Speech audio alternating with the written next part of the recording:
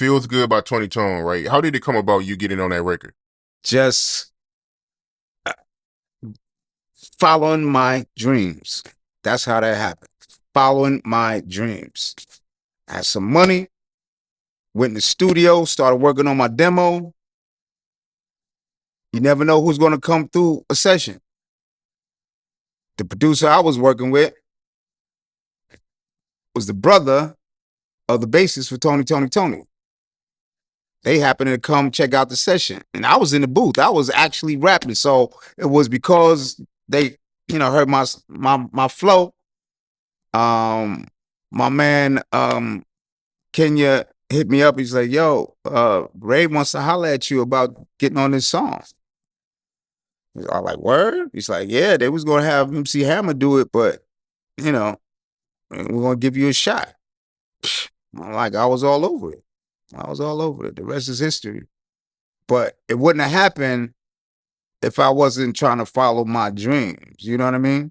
And this was after I had been in the military. That's after I got out the military.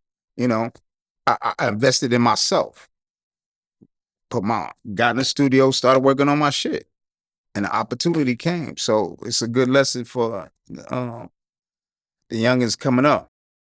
Did you ever think that song would be a classic R&B record? 20 plus years later, people still got that in rotation? Yeah, thank you. I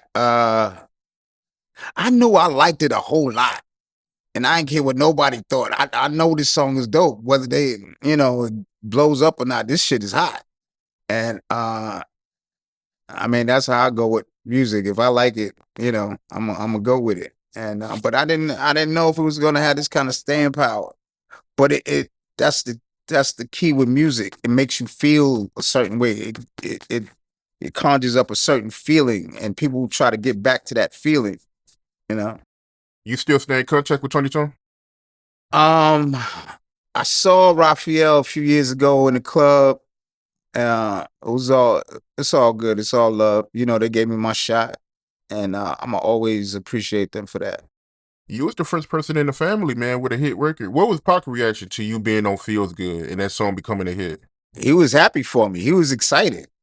He was excited. He couldn't believe it because we were all in the Bay. He and I were in the Bay, and he was aware of Tony, and they hits already. So he was like, "Word," because he was a youngster, but he was rapping. He was rapping with Strictly Dope, Ray Love, DJ Diz. Shout out to them, and but they knew my shit was gonna be on the radio.